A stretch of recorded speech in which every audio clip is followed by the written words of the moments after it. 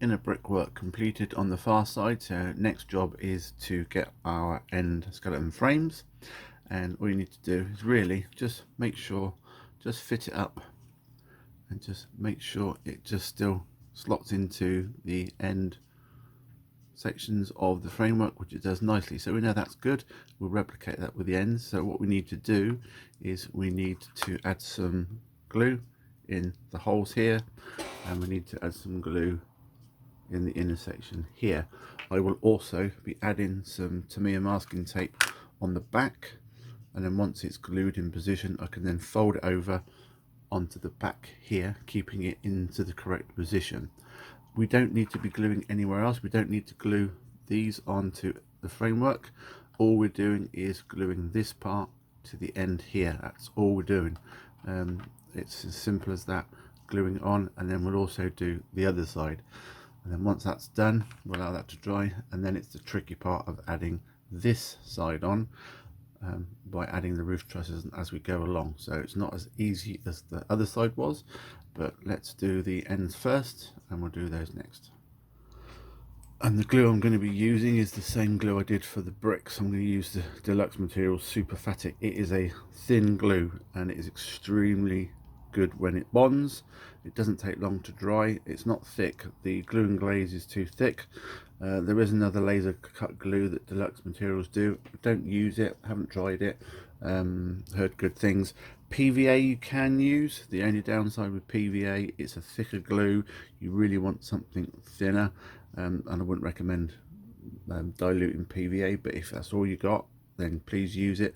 Just you might have to then remove any excess glue with a damp brush and just mask it as I would do on this. So I'm going to use the Superfatic glue, add that, mask it up, allow it to dry, do the other end, and we'll come back and show you when that's done.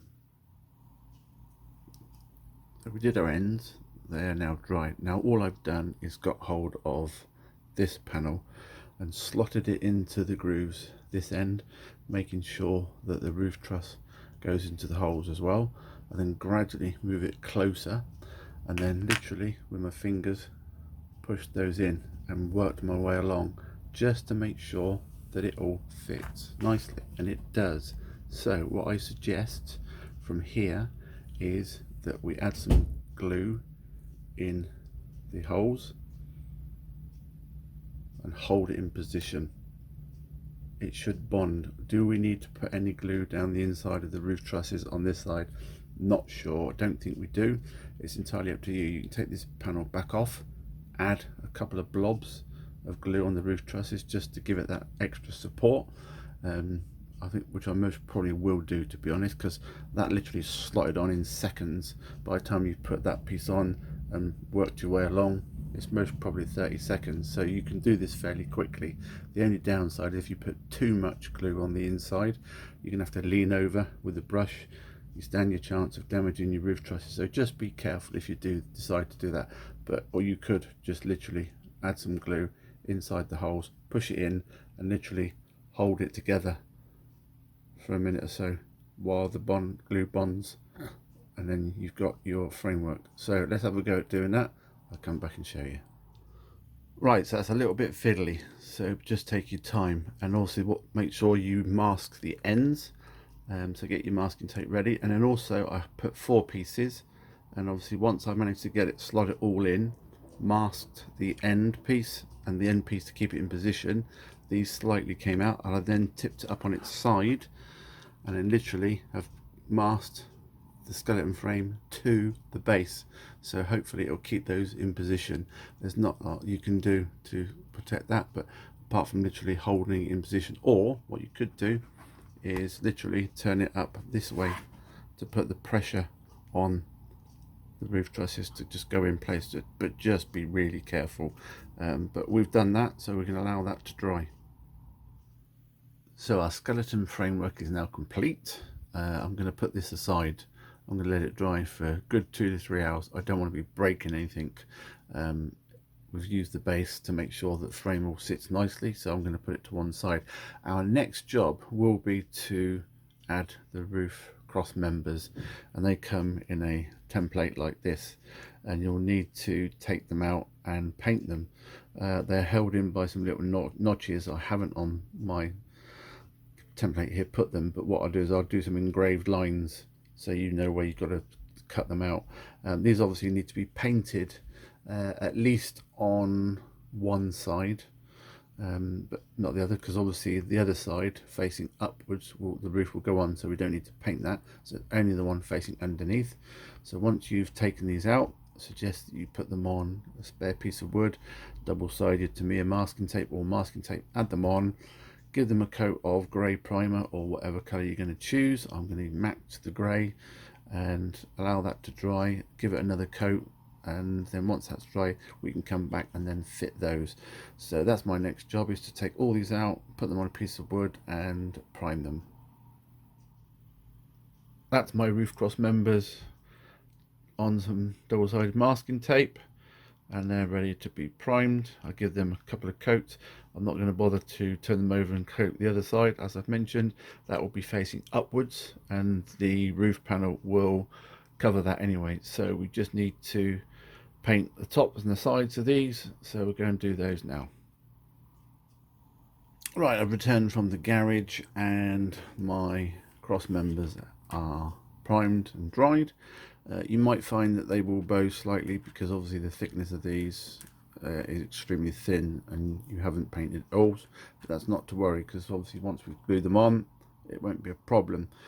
You've got 9, I've given you 1 extra just in case again you snap one, and each side has 4 cross members, one towards the top, then another one just slightly after it, then you've got a slightly bigger gap which allows for the roof windows frames to go in, and then you've got a final one right on the edge.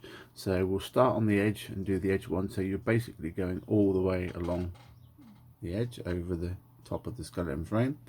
You might then need to use some kind of ruler or straight piece of wood to keep this in position, although you can drop your cross members in the grooves at both ends. If it's bowed, you're not going to get a straight line, so it might be worth actually doing the top one first, getting that correct and holding the ruler, and then doing the next one and doing a ruler.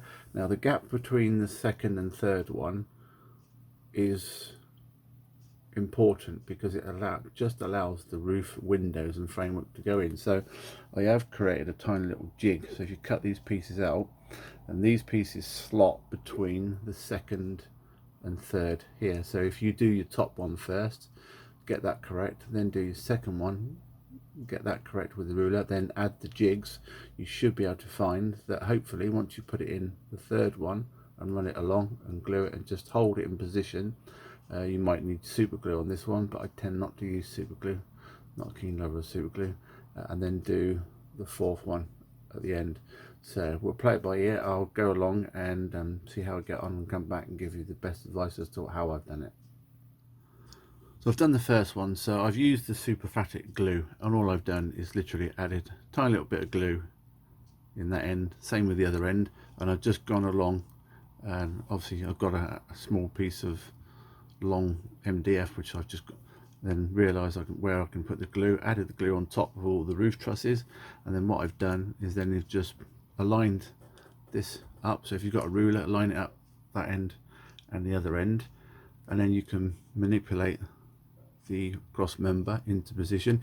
Do not push down too hard. These roof trusses are extremely fragile. The Superfatic glue starts to go tacky quite quickly, so you can play around with it, so just let it go off for a minute, and then obviously just gently with your finger tap it down, and then go along again with your ruler or your long piece of MDF or whatever you're going to use to make sure you can just check it over and it's flush with the piece, so you know it's as straight as you can possibly get it. So I've done that one, and obviously I'll do the next one and so on, and I'll come back and show you when I've done all 4 sides. So we've got 3 cross members in place so far, and as you can see I've just used those little jigs. It's just literally held in, it's not held on with any glue or anything, it's just making sure that the gap between the two is correct. You can either put it upwards or sideways, and obviously all I've done is just push my finger down to make sure that the cross members are tacking to the roof supports, Are they these necessary? Most probably, if you've got the ruler, you most probably can do without these, because obviously you can still get the straight line on this one. But I'll still stick them in. But please do not push down on these roof supports. They've got to literally just be gently placed on there. You don't want to be breaking them, so if in doubt, don't use them. Right, so that's the 4 sides done. This side, obviously with the end one, there's just a little groove it fits in, and the same at the other end. And obviously then they need to just pop on top. Now I've just used my piece of MDF to go on the side of it, just to make sure that they're not sticking out the sides of the skeleton frame. And again, just tacking it down with my fingers, allowing it to move if need be. So your ruler may come in handy. So that side's done. All we've got to do is replicate the other side, and I'll come back when that's done. We now have a completed roof framework with the cross members, 4 on one side, 4 on the other. So that's all 8 done. We've got the spare one left over, so we don't have to worry about that. Some of the eagle-eyed viewers who are watching this will notice that when I've added my cross members, I've got a severe overhang. Obviously when I measured these, I included the external brickwork on both ends, which we don't need, so your kits will come with the correct length. So I've got to trim those off. And also, before putting these cross members on, I didn't do the other internal bricks, which most probably makes sense to do them before you put those cross members on. I was going to do it from the base, but as I found that other way quite easily doing with the tweezers, I did mean to do it that way, but now I can't, so I've got to do it once the base is to come off. It's just obviously then I've got to mark the 2 end ones, so when you come to do it, before you put the cross members on, it might be wise putting those other side bricks on. Anyway, we're on to the next part.